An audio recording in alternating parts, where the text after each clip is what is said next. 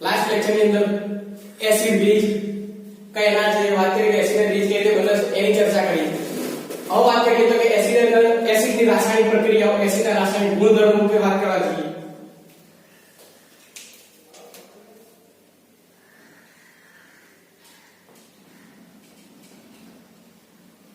Acid ના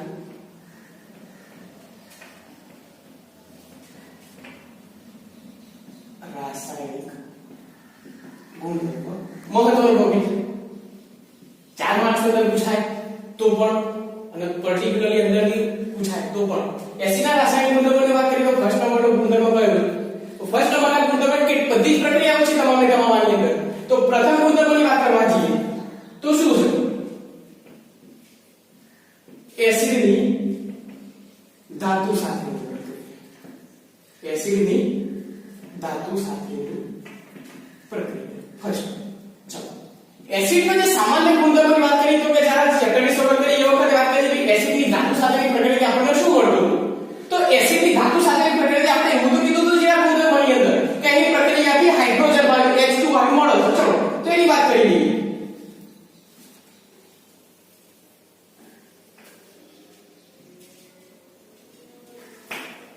એસિડની ધાતુ સાથેની પ્રક્રિયા કરતો, એસિડની ધાતુ સાથેની પ્રક્રિયા કરતો ધાતુના અનુરૂપ ક્ષાર અને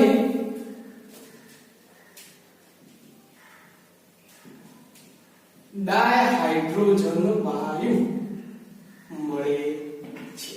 તો એસિડની ધાતુ સાથેની પ્રક્રિયા કરતો ધાતુના અનુરૂપ ક્ષાર પ્રથમ પ્રોડક્ટ, બીજા નંબરની તો કે ડાયહાઇડ્રોજન વાયુ સાથે મળે છે. જનરલ સમીકરણની વાત કરવા જઈએ તો શું આવશે? એસિડ પ્લસ ધાતુ ઇટ gives ધાતુનો ક્ષાર પ્લસ H2 આ શું બતાવ્યું? ડાયહાઇડ્રોજન વાયુ. તો આને શું કહેવાશે? આને શું કહેવાશે? આ થઈ ગયું સામાન્ય સમીકરણ અથવા તો સામાન્ય સૂત્ર. આની અંદર તમારે એસિડની ધાતુ ઉદાહરણ કે જવાના જુદા જુદા ધાતુના ક્ષાર અને હાઇડ્રોજન વાયુ ઉત્પન્ન થશે. એક પ્રક્રિયાની વાત કરી લઈએ કે એક્ઝામ્પલ તરીકે, દાખલા તરીકે. તો દાખલા તરીકે વાત કરવા જઈએ ચલો એસિડનું ઉદાહરણ છે. ઘણા બધા એસિડો છે. H2SO4 એસિડ કહેવાય. H2SO4 H2SO4 ની ધાતુ તરીકે કેલ્શિયમ ધાતુ ખરી. તો H2SO4 ની કેલ્શિયમ ધાતુ સાથેની પ્રક્રિયાથી શું મળશે? ધાતુના અનુરૂપ ક્ષાર CaSO4 વત્તા હાઇડ્રોજન વાયુ વત્તા હાઇડ્રોજન વાયુ. આને શું કહેવાશે? Sulphuric acid. આ તમારે કેલ્શિયમ ધાતુ, ધાતુના અનુરૂપ કેલ્શિયમ સલ્ફેટ અને ડાયહાઇડ્રોજન વાયુ. ડાયહાઇડ્રોજન વાયુ. તો આ થઈ ગઈ એસિડની ધાતુ સાથેની પ્રક્રિયા. બીજું ઉદાહરણ જોઈએ તો એ જોઈ શકાશે HCl. HCl ની કેલ્શિયમ સાથેની પ્રક્રિયા કરીએ. HCl ની કેલ્શિયમ સાથેની પ્રક્રિયાથી CaCl2 વત્તા હાઇડ્રોજન વાયુ. પ્રક્રિયા સંતુલિત કરીએ તો 2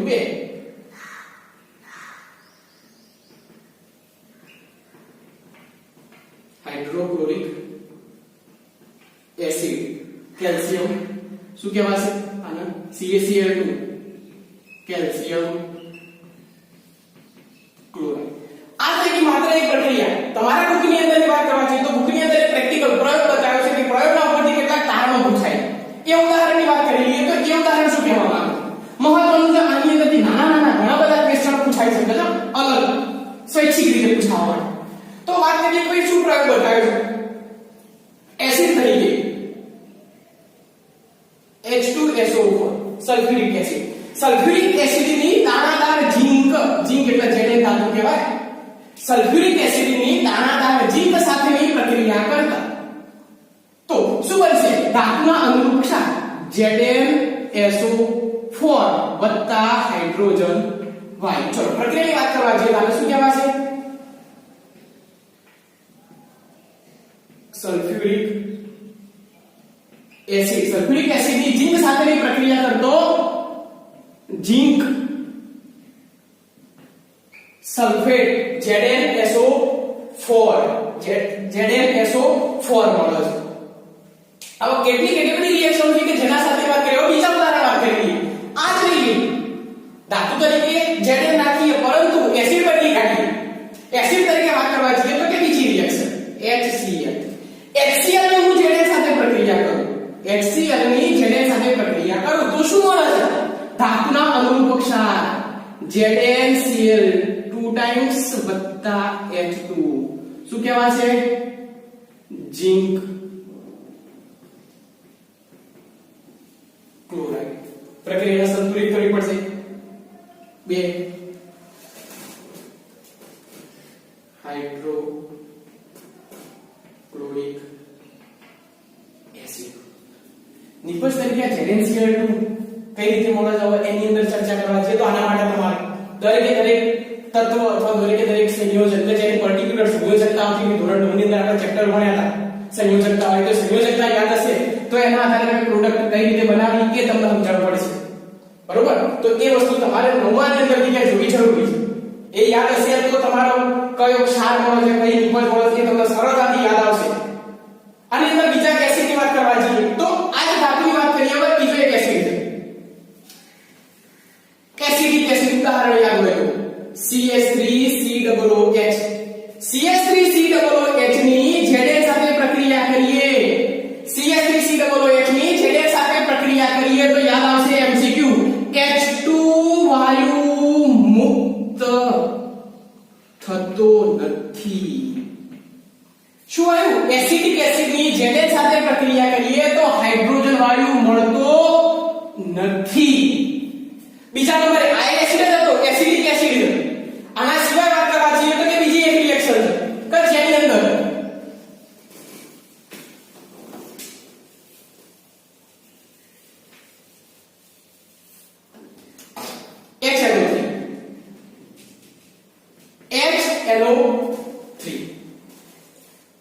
HNO3 ની Zn સાથેની પ્રક્રિયા કરીએ. HNO3 ની Zn સાથેની પ્રક્રિયા કરવા જઈએ તો શું મળશે? HNO3 ની Zn સાથે પ્રક્રિયા કરીએ તો પણ આ જગ્યાએ એક વસ્તુ આવે છે H2 વાયુ મુક્ત થતો નથી. તો આ જગ્યાએ તો સામાન્ય સમીકરણમાં એવું કીધું છે કે સામાન્ય સમીકરણની અંદર હાઇડ્રોજન વાયુ મુક્ત થવો જોઈએ. આ પ્રક્રિયાની અંદર કે હાઇડ્રોજન વાયુ મુક્ત થતો નથી. કેમ થતો નથી? આ થવાનું કારણ મગજમાં વિચાર આવો તો એનો જવાબ આવો. શું જવાબ છે? આને શું કહેવાશે? Nitric acid. પ્રક્રિયા સમજાય. HNO3 ની Zn સાથે પ્રક્રિયા કરીએ તો નિપજ તરીકે શું મળશે? Zn NO3 twice zinc nitrate. zinc nitrate plus NO વત્તા H2O. NO વત્તા H2O. પ્રક્રિયાને સંતુલિત કરી.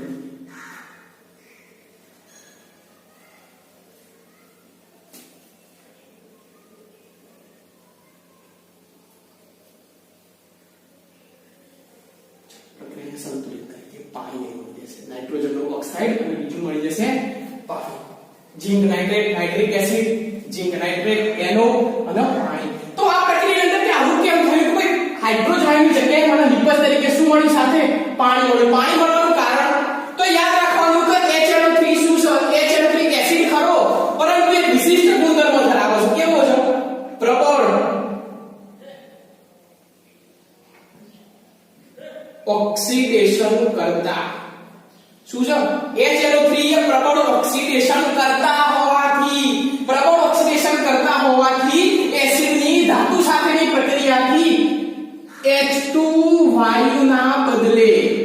H2 વાયુના બદલે H2O માં ઓક્સિડેશન કરી નાખીએ છીએ. શું કરી નાખો છો? ઓક્સિડેશન. કારણ પૂછાશે આ જગ્યાએથી. ધાતુની અથવા તો ઝીંક ધાતુની HCl અને H2SO4 સાથે પ્રક્રિયા કરતા HCl અને H2SO4 સાથે પ્રક્રિયા કરતા હાઇડ્રોજન વાયુ મુક્ત થાય છે, પરંતુ HNO3 નાઇટ્રિક એસિડ સાથે પ્રક્રિયા કરતા H2 વાયુ મુક્ત થતો નથી. કેમ? બસ એક સિમ્પલ વસ્તુ હતી ભાઈ, Zn કે જેની H2SO4 અને HCl સાથે પ્રક્રિયા કરીએ છીએ તો સરળતાથી Zn જોડે હાઇડ્રોજન વિસ્થાપન થઈ જાય છે અને H2 વાયુ મુક્ત થાય છે, પરંતુ Zn ની HNO3 સાથે પ્રક્રિયા કરીએ તો HNO3 કે જે પ્રબળ ઓક્સિડેશન કરતા છે, તે પ્રબળ ઓક્સિડેશન કરતા હોવાના કારણે H2 વાયુનું H2O માં ઓક્સિડેશન થાય છે. તો એક આ પ્રક્રિયા હતી. આના સિવાય બીજી વાત કરવા જઈએ કેટલાક બીજા ગુણધર્મો છે. તો બીજા ગુણધર્મોની ચર્ચા કરી લઈએ. તો બીજા ગુણધર્મોમાં શું આવશે?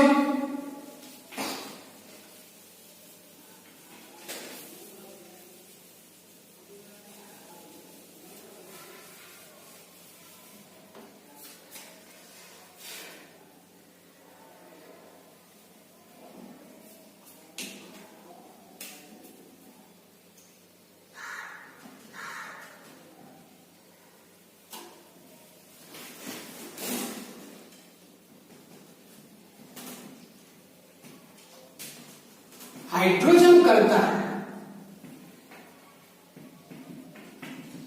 વધુ સક્રિય ધાતુ હોય તો અહીંયા આવશે. હાઇડ્રોજન કરતા જો વધુ સક્રિય ધાતુ હોય તો H2 વાયુ મુક્ત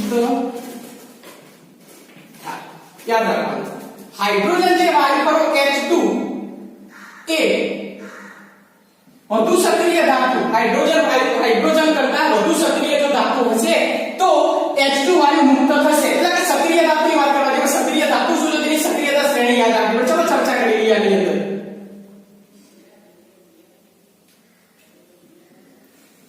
HCl વત્તા Mg. ઉદાહરણ ગમે તે ચાલશે. HCl વત્તા Mg. તમારી જે વાત કરી HCl છે, Mg છે. Mg જે ખરી સક્રિયતા શ્રેણી તમને હાલ યાદ રાખવામાં મજા નથી. યાદ રાખીશું જ્યારે ચેપ્ટર નંબર 3 ની ચર્ચા કરીશું તેની અંદર સક્રિયતા શ્રેણી યાદ આવશે. તો કઈ છે મેગ્નેશિયમ સાથેની પ્રક્રિયા કરીએ તો શું મળી જશે? MgCl2 મેગ્નેશિયમ ક્લોરાઇડ વત્તા હાઇડ્રોજન વાયુ. પ્રક્રિયાને સંતુલિત કરી કાઢીએ. તો એના સિવાય બીજું ઉદાહરણ જોવું હોય તો H2SO4 વત્તા H2SO4 પ્લસ એલ્યુમિનિયમ. H2SO4 વત્તા એલ્યુમિનિયમ શું મળશે? Al2SO4 3 times વત્તા H2 હાઇડ્રોજન વાયુ. પ્રક્રિયાને સંતુલિત કરવા માટે બે હાઇડ્રોજન કેટલા? બે થઈ ગયા. Sulphur 3 oxygen 4.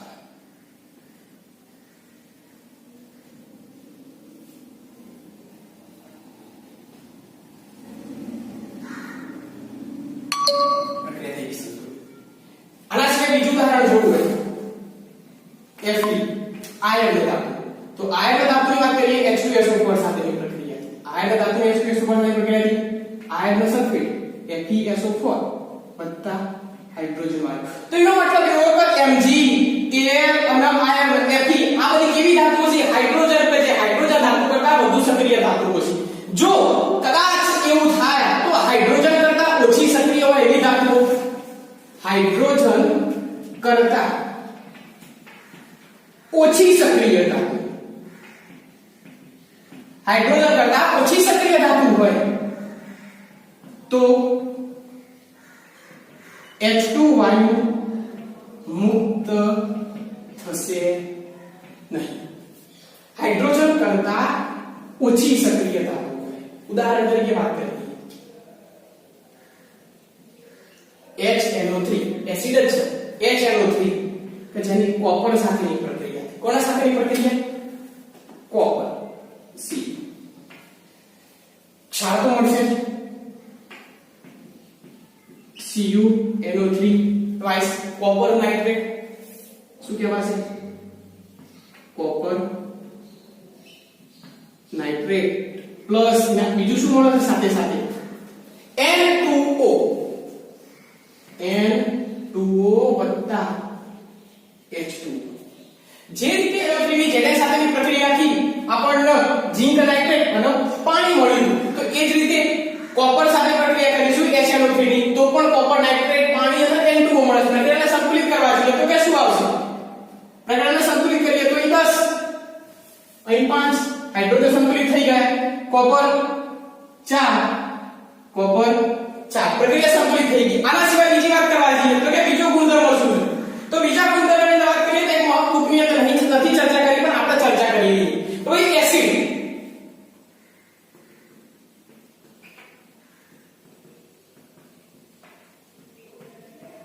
સામાન્ય રીતે ઉમદા ધાતુઓ યાદ આવી જાય. ઉમદા ધાતુઓ ચેપ્ટર નંબર 1 માં ભણી ગયા. ઉમદા ધાતુઓ કઈ કઈ? તો ઉમદા ધાતુઓ એટલે સોનું, ચાંદી, પ્લેટિનમ. સોનું સંજ્ઞા એટલે Au, ચાંદી Ag, પ્લેટિનમ Pt. આ ત્રણે ત્રણ તો કે એસિડ કે જે સામાન્ય રીતે ઉમદા ધાતુઓ સોનું, ચાંદી અને પ્લેટિનમ આવી ધાતુઓ સાથે સરળતાથી એટલે કે સરળતાથી પ્રક્રિયા આપતા નથી. તો આ ટોટલી વાત કરી કોઈ એસિડ ની ધાતુ સાથેની પ્રક્રિયા કે ધાતુ સાથેની પ્રક્રિયાથી કે શું શું મળે છે